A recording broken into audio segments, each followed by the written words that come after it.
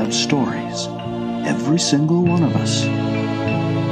From the highest of the high to the lowest of the low, we all have stories. Exploring the world for the greatest stories of all time. Hello and welcome. You're listening to the Aron O'Dowd Show. The Aron O'Dowd Show. Our soul is the screen upon which we project our dreams. What's your story? Hello and welcome to another incredible episode of the Aron O'Dowd Show. We got something special today. You know, being part of a TV show, you got to interview, being in a job, you have to interview, and I sometimes wonder, is it the questions, is it the answers, is it having these sweating palms or whatever, or having nervousness, walking around the room thinking, should I do this? But today I have four incredible guests who know everything about interviewing and have different expertise and skill sets, but yet they use the vehicle of interviewing. Joseph McGuire is all about facial analysis. Dan Goodwin is all about corporate and interviewing. We've got Daniel Hammond, who I'm not too sure. We'll find out soon. But it has to do with interviewing on a government level, maybe. We'll find out. And we have Jeffrey Sanow, who is the guy with the helicopter, maybe, but we'll figure out what his interviewing skills are and to the ground level. So hello and welcome, guys. How are we doing? Doing great, Aaron. Fantastic. Thank you. What is the secret preparing for that awesome interview that we all wanted to do in life? Taking notes, being prepared, go in with an outline, know what you're going to ask. Know who you're doing it for, what they want.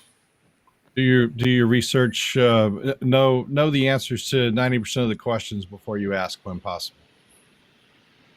Awesome. I know, Joseph, your skill set is reading body language and faces, but when you're getting someone prepared for an interview, what are you looking for? Well, I'm typically working for a company rather than a candidate. I've done both sides, but typically I'm working for a company. So once I know what the culture is, once I know what who the team are, that the successful candidate's going to be working with, what's the future vision for the company, that's really all I need to know. And then I'm in the interview itself, and really I'm there to put people under pressure. But I don't mean that in a nasty way, but I need to know very clearly how they communicate under pressure, what are the decision-making skills under pressure, and I need to know whether what they've presented to us in terms of a resume, in terms of their visual presentation, is for real or not. And I'm looking to test find what's beneath the surface, who they really are. Very simple. Wow. And so let's just say we're going to corporate. Dan's all about corporate. So you get all the information and you're in the interviewer, Dan. Dan Goodwin, how do you identify this as a good candidate? Yeah. And my background was internal investigations. So the candidates there were actually either witnesses or the subject of an investigation. So mine was a little different, but like Joseph, I would say the ability to get a quick read on truthful versus deceptive, to see how because that determined a lot in the first 5 to 7 minutes. We had what we call a set of baseline questions that we asked, and they were automatic responses. What's your name? What's your position? Who's your supervisor? What's your date of service? And we're looking for that. We're looking for that autonomic response, that the things that people don't have to think about, so that later, when we get into the hard questions, then we have a baseline to go from as far as reading a lot what Joseph does with facial expressions, and a lot in body language and response. So the candidates that were in the room with me most of the time didn't want to be there. Wonder why, I don't want to be there because I gotta go do something else, watch YouTube all day long, Daniel Hammond, we start stepping up to the government level. Is the interviewing still the same? Yeah, unlike Dan's guys who usually didn't want to be there. None of my guys ever wanted to be there.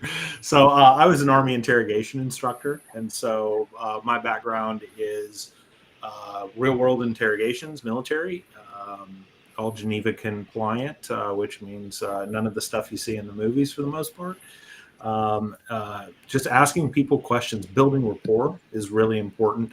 I really like, I had written down on my notes baseline questions like Dan mentioned, super important.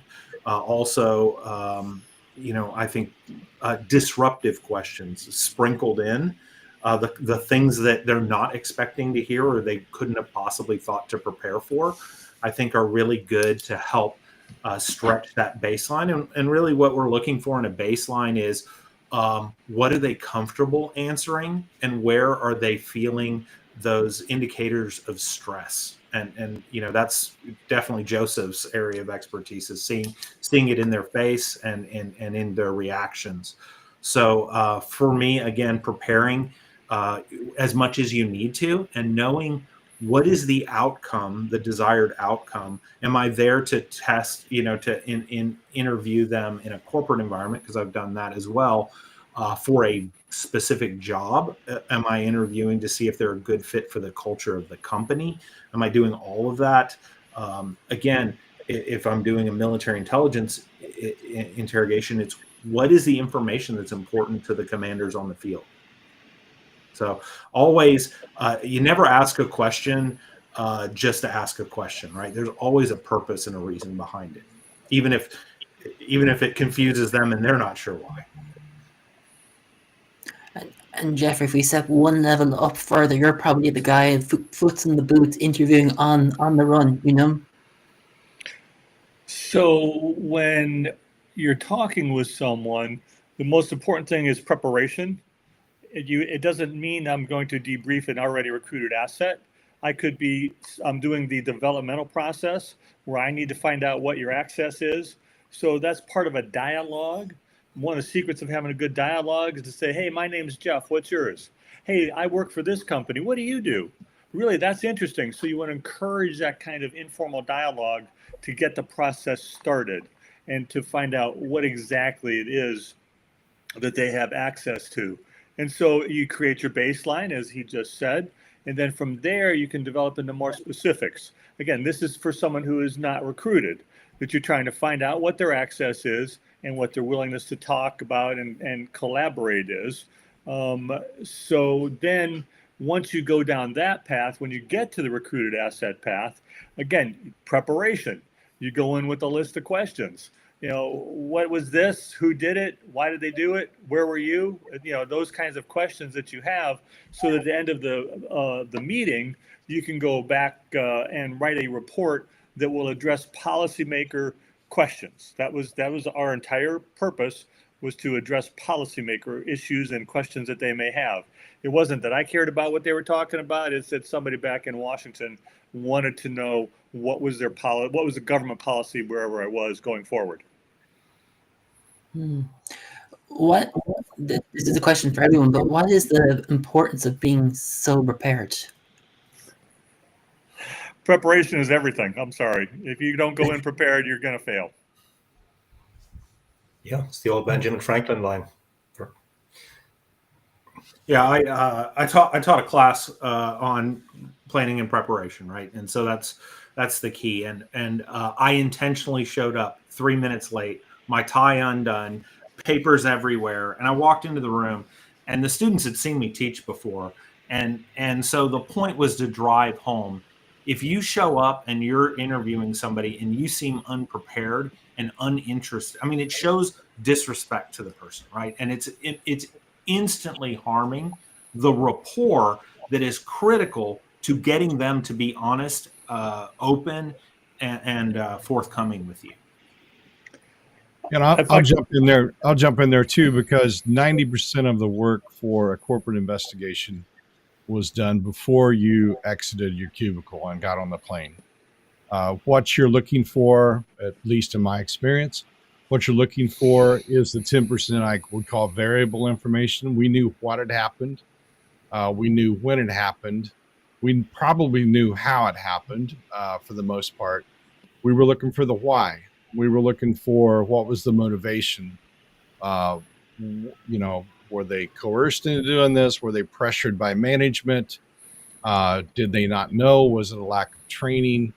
What led us to that specific meeting in that specific conference room at that specific date and time? So really, there's no. Sorry, go ahead there. Yeah, if I could just throw in that piece about rapport, it's so important because I talked about putting people under pressure, but the rapport bit is essential because you've got to get people relaxed, and that's where you get the baseline. Because the baseline, for anybody who's not familiar with interviewing, baseline is how people respond when there's nothing at stake, and then you start adding the questions, and that's where the challenges come in. Let me throw in a little bit of color on that as well. The preparation is critical because if I'm going to go talk to somebody, I've had actually assets that they were already recruited that I was debriefing. And when I pulled out my list of questions, they were impressed the fact that I came that prepared. So being prepared sends the message, as Joseph was just saying, that this is a very serious matter. I'm prepared, and I expect you to be prepared when you come to this meeting with me. If you're in the early developmental phase where they're not yet recruited, they still need to know that you're a professional, and how you comport yourself will send that message. That doesn't mean you can't be casual and have a good time. That's not what I'm talking about. But you have to be able to give the positive impression of professionalism and collegiality and the ability to work together. Because again, what am I asking people to do? Ultimately, I'm asking them to perform an act that could cause them and their families to all go to jail. And if someone's on the other end of the line as the interviewee, what do they have to be prepared to get, whatever they're looking for in a job, interview, etc.? Yeah, I think one of them is, again, you want to be prepared, whether you're on whichever side of the desk or whatever the virtual medium is. You want to come in prepared, right? If you're seeking a job, you should know about that company. You should be prepared with at least 3 to 5 questions about, is this a good fit for me? Is this going to be a place where I can add value and where the culture suits what I'm looking for in a good employer? It shows, just like we were talking about earlier, it shows that I respect you enough to have done my research, right? And I love when you have that question in your back pocket. It's okay to, think about it this way. If I'm being interviewed by a potential boss, right, and I ask them a hard question and they don't handle that well, is that really somebody I want to go to work for? Yeah, you want a candidate who's going to ask questions and ask real questions. There's the standard ones, but you want them to show that they've done some in-depth preparation and that their questions are actually intelligent and relate not just to what has happened in the past with the company, but what's going to happen in the future and what their role will involve, how they'll be seen, etc. So there's a number of dimensions that you expect. And I'm sure we've all been in interview situations where people have not been prepared, and it shows up very, very quickly. Yeah, and I'll jump in. The interview, the energy around the interview, typically mine was high stress, because I think people, especially if they were the subject of an internal investigation, quickly identified that this could be their exit interview, and they didn't want to. And my answer to that, to keep everybody in the same energy, is, I didn't hire you. I can't fire you. I'm just here to get the facts. It's the old Columbo, right? I'm just here to get the facts, ma'am. And what we talk about today is going back to management, and they're the ultimate decision makers. But a lot of people come in, and the rapport piece is so important, and to be able to put people at ease. And that's why you start with baseline questions, because they're basically non-threatening, and that's a starting point But I like what Jeffrey said. You have to be professional. There's some collegiality depending on what level of management they were at the time. And that's important. It's important to get in rapport as quickly as possible. And then, you don't scream and shout and yell, and that seldom did any good for anybody. Now I've had people walk out on me, get mad, say I don't have to be here, and I've said you're exactly right, you don't. But I need to take this. I need to give some sort of report to management. We need your help in this. So we're basically asking for their help in understanding the total package of whatever the issue was at the time. I would like to jump in and say it's okay to ask hard questions. I certainly have been in situations where I was debriefing an asset and I was asking hard questions. How could I tell they were hard questions? Because the gentleman I was talking to was so busy squirming in his chair because he was so uncomfortable. But that told me he was uncomfortable and answering the questions honestly. So that body language is very important to pay attention to. And there's nothing wrong with, again, it's really not in my field, asking the hard questions. Yeah, they're uncomfortable. Yeah, the discussion potentially has a lot of liability for everybody involved. But the point is, you have to ask those hard questions. They have to answer them. When you're done, you can have a beer. I was never asked out for a beer afterwards, Jeffrey.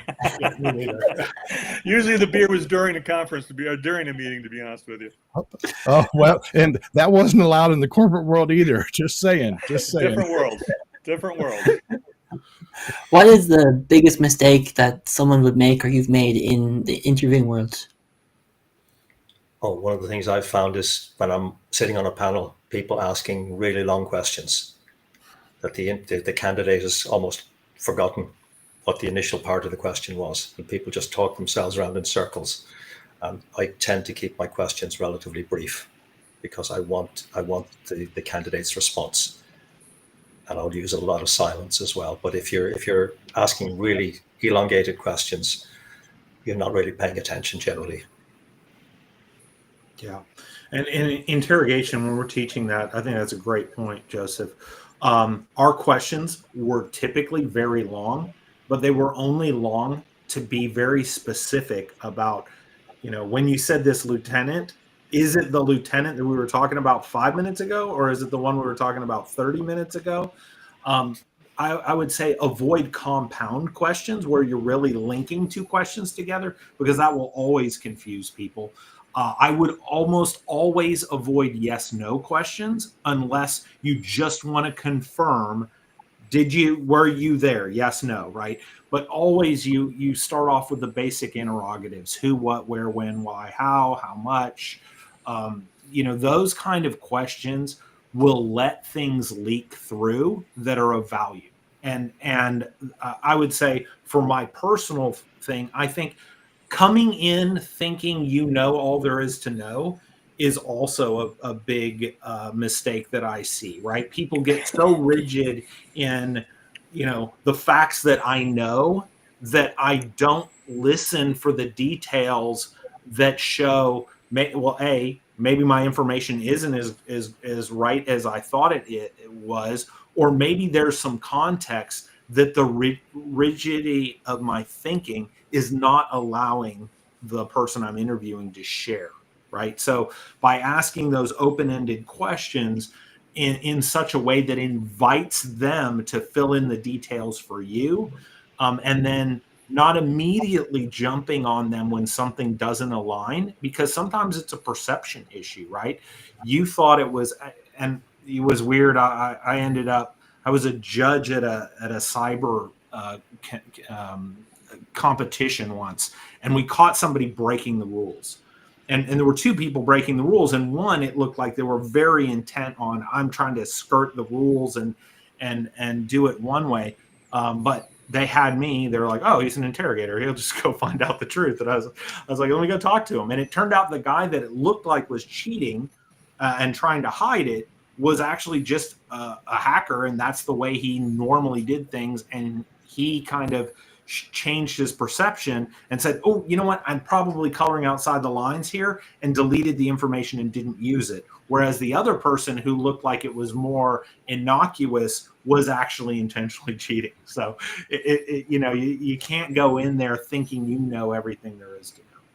Yeah, I think in the spirit of true confession to your original question, early in my career was having that aha moment that you have constructed the narrative basically before you talk to anybody, and to prove how bright and intelligent I was as an investigator is to start telling the story before you ask those questions. You would need to stair step people through them, right?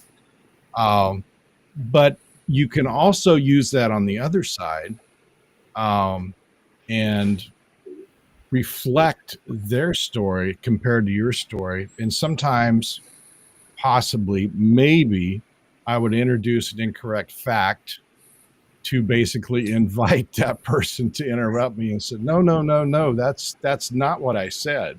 Oh, I'm sorry. Please tell me. I must have written that down wrong. So it's a way to demonstrate that that they're actually listening to what you're saying, and they haven't zoned out on you, or they've just given up. Then they're just resigned to the fact that something bad's going to happen. Every meeting that begins with an asset should, at least for us, always started with the review of, so the last time we were together, you said this and this and this.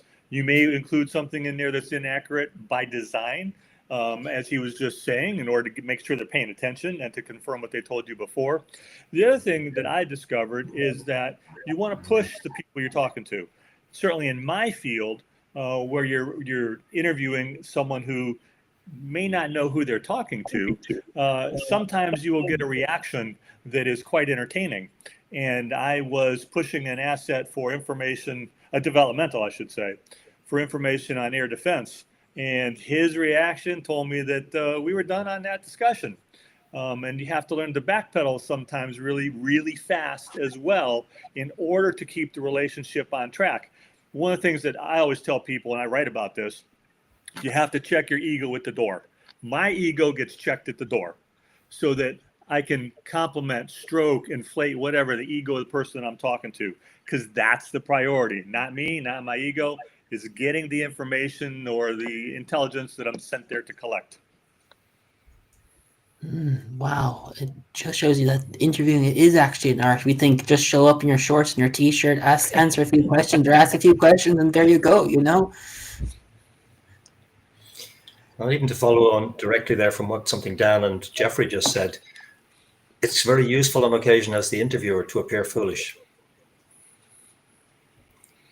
I would agree. And sometimes you do play the fool, Joseph, just to make the other person think that they're smarter than you. They know something you don't. And basically, and I compared it to this. I would let people lie to me for 5 or 10 minutes. So they're building that foundation. They're putting a layer of bricks up in their mind. They're putting bricks up. And it may be 10, 15, 20 minutes later, and I'll say, you know what? We talked about this a few minutes ago. And based on what we've talked about since, and this evidence or this paperwork or this email trail or whatever, man, I'm having trouble reconciling. How would you explain that to management? Because that is not, I don't see this, that there's correlation. Did you just remember it differently? Or maybe this happened, especially if it was their own email. That was always entertaining. And did you remember this differently? Or do we need to go back and change that before we write up your statement? And that basically you're giving them a way to save face and giving them, and then basically you're putting little seeds of doubt, right? That maybe this guy knows more than he's letting on. And I probably better change my answer on that so that management doesn't think I was trying to hide anything or obfuscate anything. So anyway, that would be my observation. You were going to say something, Joseph, before Dan came in? No, I was just going to say that it's no great difficulty for me to appear foolish on occasion, on many occasions. We'll put it up for a vote after the meeting, Joseph. Right?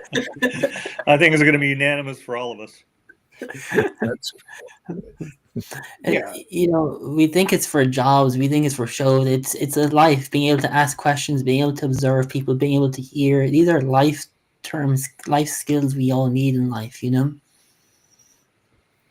Yeah, like I advise a lot of women on dating as well, and because a date is an interview, many people unfortunately don't see it that way and pay a price by choosing the wrong partner. And unfortunately, I've dealt with too many women who've had really negative experiences, and then they come to me and they'd show me a photo or a video of somebody, and I'll say, "But did you not see this, and this?" So what we're talking about here, all of us, what we're talking about are life skills.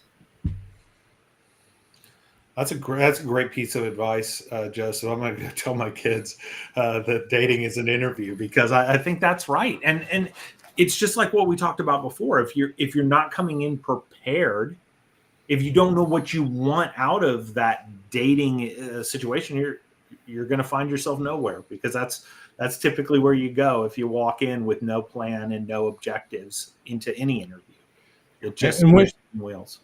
And when you're in the middle of it, dating can be negotiation. I mean, I remember when my daughter was a teenager, and by the way, and she hated it that I was right in the middle of. I had all my training before she was a teenager, but yeah, it's the background check I think that dads do, right?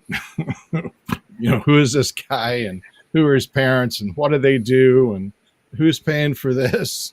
And by the way, he's coming here to pick you up. You're not meeting this guy.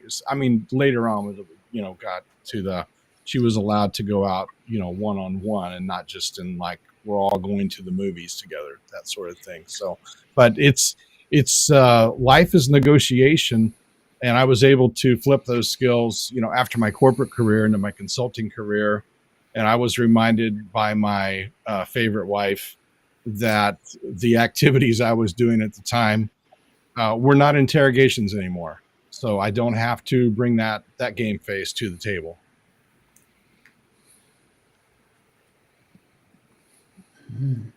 Interesting. We don't think it like, life skills are this, or negotiating in different aspects, from dating to business to life situations. It's all about listening, speaking, hearing, and giving the voice to either individual.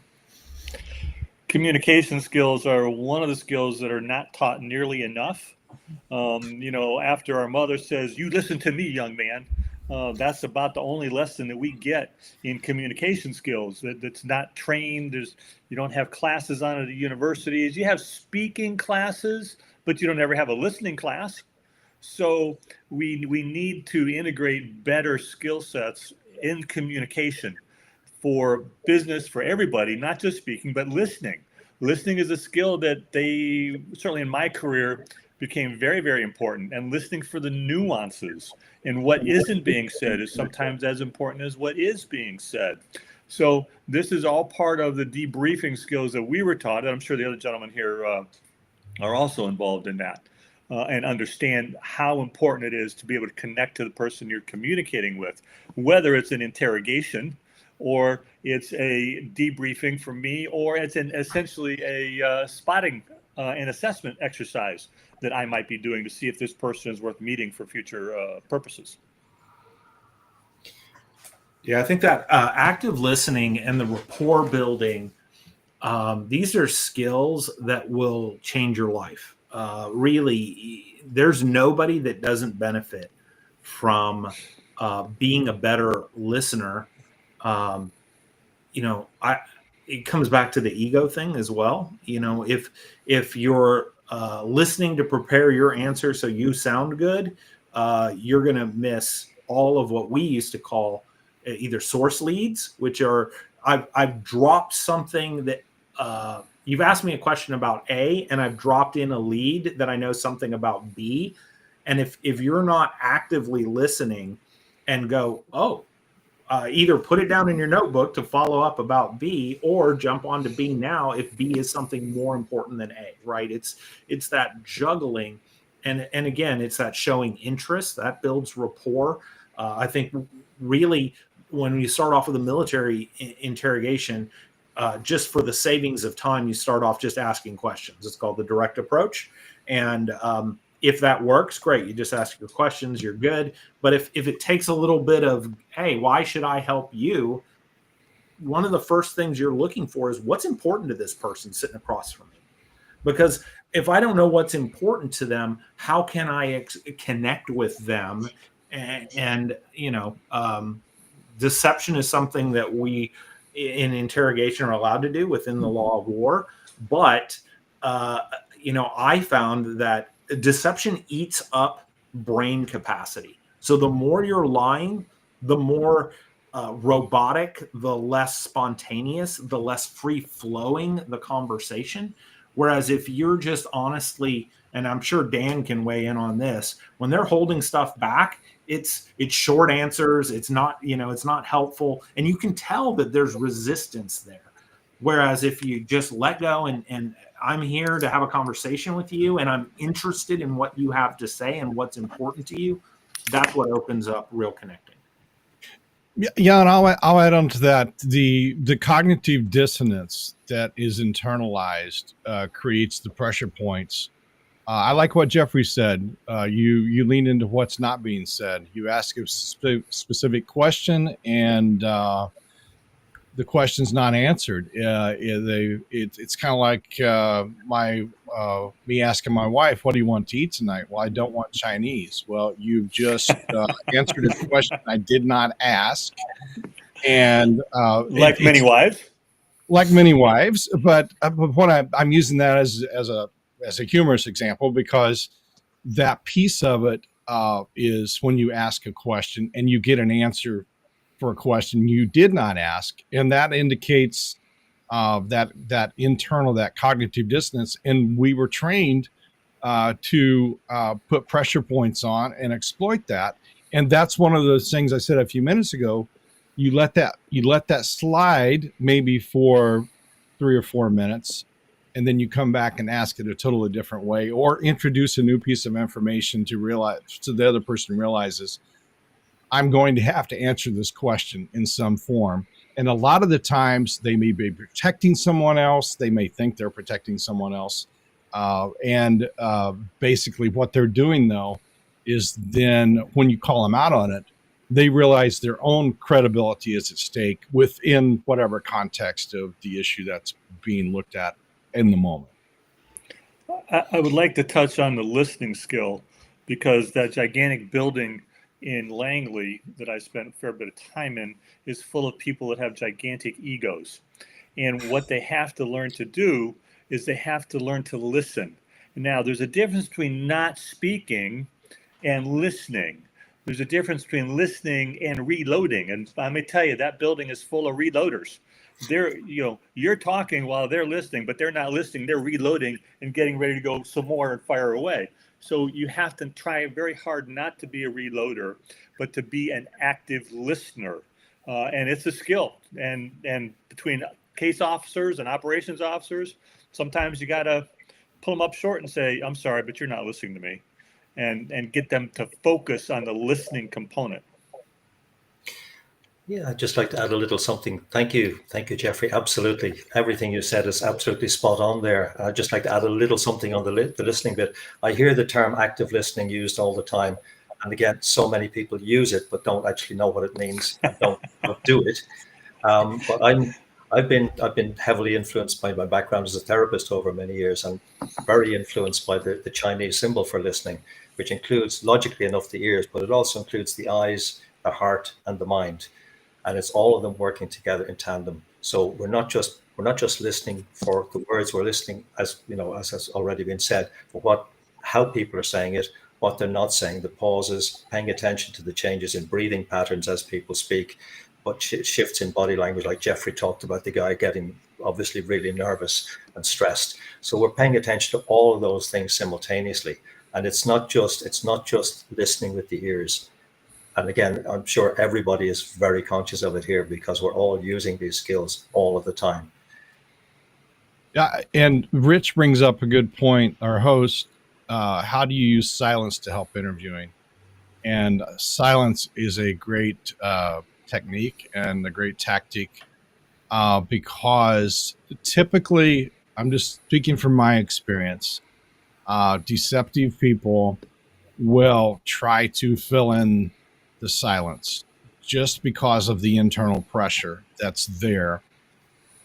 So to take a pause for the cause and say, hang on just a second and start writing down. And sometimes I may or may not have just been scribbling. I may have not been writing anything, maybe, possibly. And the internal pressure that builds on that. And the other thing is when you ask a truthful person a question and there's a direct answer and it's spontaneous and it is fact-based, those are the people that, what is your name? It's Daniel Hammond, right? But deceptive people are playing mind games with themselves and saying, what does this guy want to hear? And they will absolutely ramble if you let them. And then it's time for a pattern interrupt, and we don't have time to teach that today. But all I'm telling you is you can use silence to your advantage to get information needed for whatever the issue is that's in front of you in the present moment.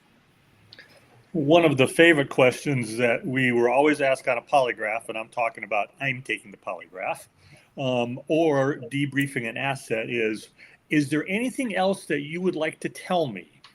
And that can frequently to go down some really fun rabbit holes, unless it's you who are strapped in with the polygraph. You don't really like those questions. But if it's an asset that I'm trying to debrief, you can never really tell where that's going to go. And so that's why it was always actually the most important concluding questions, because we're all human. What did I forget to ask is what I'm saying.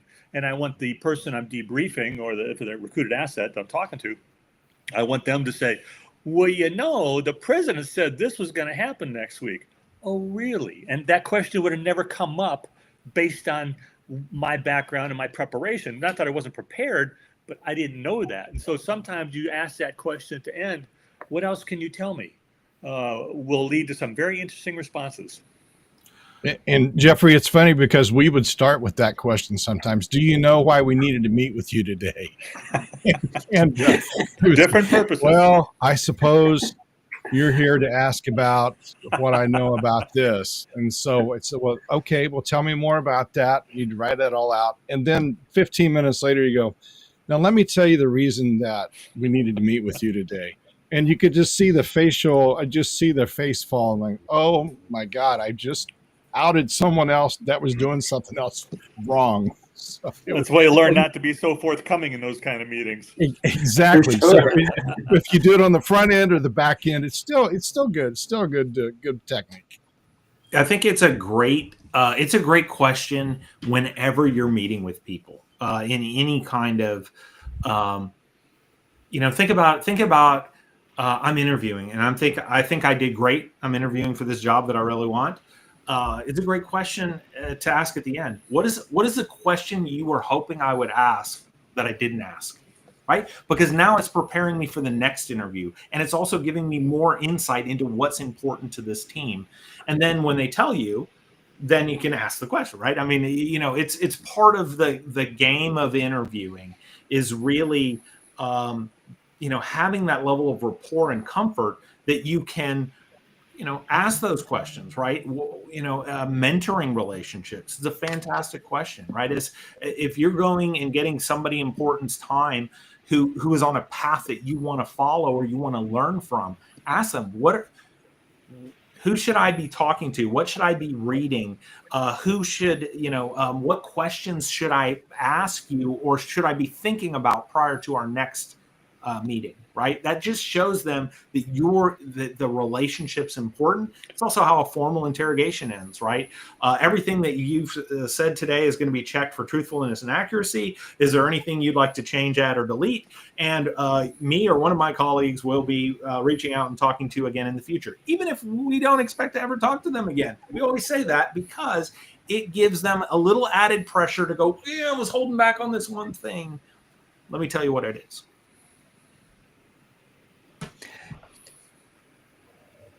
Is there anything else we should know about art? And throwing that exact same question, is there anything else we should know about art of interviewing, or what would come to the mind to give the audience that piece of nugget or advice to bring into their life? I just add in one thing about silence. Silence is so powerful, and so many people are desperately uncomfortable with it. I read a study some years ago that certainly in Europe, people can handle silence for about 8 seconds before they have to speak up or make some kind of noise or do something. I can sit comfortably in silence for long periods of time. And in an interview, particularly when I feel something's on edge, I'll vary my facial expression with the silence. So sometimes I'll just sit silently and smile, and sometimes I'll look very intense. And it's all very deliberate, and it'll all generate a particular response from people. But I'll stay silent as long as I need to until they've revealed something. Look at your notes and look confused. That's a good one, right? That wasn't always an act for me, I got to be honest with you. Yeah, fair enough. In answer your question, Aaron, the thing to do if you are on the receiving end of an interview, and most people didn't want to do this, is just say, I don't know. Unless they were lying, obviously, if the evidence is in front of them. But sometimes we got people pulled into interviews, and even though they were named as a possible witness or may have some knowledge of it, blah, blah, blah, it's okay to say, I don't know, or I need to take a minute to think about that. That's much more forthright than trying to make up the story on the fly, just saying, yeah, well, this happened, and then, because then they start interjecting their own version or their imagination of what may have happened. And sometimes you got people that wanted to be overly helpful. They thought it was cool that, they were in this interview situation. I had a lot of people ask me, how do you get into your job? How do you do this? And, it's like, we can talk about that, but not right now. Let's focus on this. So sometimes it was diversion, sometimes it was deflection.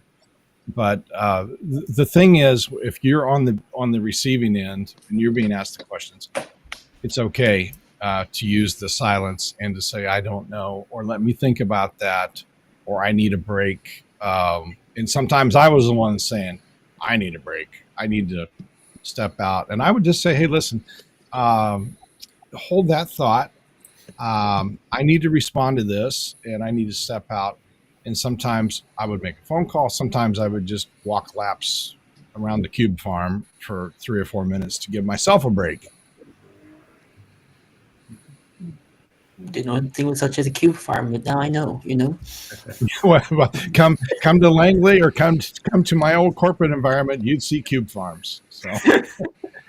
Yeah, we talked about baselining earlier, and that's part of that is to see what does it look like when the person is speaking about stuff we know is true, and so I know Joseph can talk about kind of the leaking out of those, what you call in poker, those tells, right? Something's going on.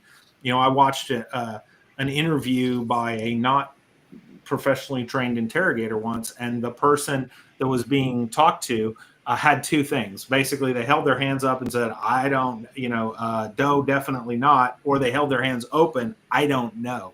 And that went on for 2 hours. And then all of a sudden they were asked a question and they started stroking their beard. It was a man, I'll just let you know. They were stroking their beard and said, no, I don't know anything about that. And that was the only interesting question asked, because we knew that's where the lie was hidden, right? So That's what we're looking for. We're looking for breaks in patterns. Also, there's just so much you can learn from the way people say things. If they say something in a non-natural way, they're trying to hide something, right? Whether it's not using a contraction, like I didn't do it. If they say I did not do it, they're stressing the not because they really want you to believe it 9 times out of 10, right? So, and I'm sure you've heard things like that on public interviews. You can watch people in public interviews. The behavioral panel is a fantastic source if you want to see people being judged for the lies they're being told. And possibly you could use the same observations for politicians, but we won't go there today. I don't want to play with Joseph poker because he'll see all my facial expressions and I'll lose the game. He'll know what type of hand to have. But guys, I want to say thank you so much. It's been a blast, and wow, I could spend hours just jamming here with you guys on different stories and ideas and concepts in the art of interviewing. Absolute pleasure. Absolute pleasure. Thank you, Aaron. Thank you very much. Great. Thank you so much. It's been awesome. There you go. The secrets, the hot sauce, the art of interviewing. Remember, be prepared, know your questions, and have fun. So stay tuned to next week as we throw out another incredible, might buy information that might you yummy. So remember, stay tuned for next Tuesday at 11 Eastern Standard Time. If you like this, like, subscribe, and comment. Take care and chat soon. Bye for now. Thank you for listening to the Aron O'Dowd Show, where the world's best stories are told. If you like, please post a review or subscribe to the show. To find out more, contact us at aronodowd.com. That's ARONODOWD.com. We're always ready to share another magnificent tale from the world's best storytellers. So stay tuned and rock on.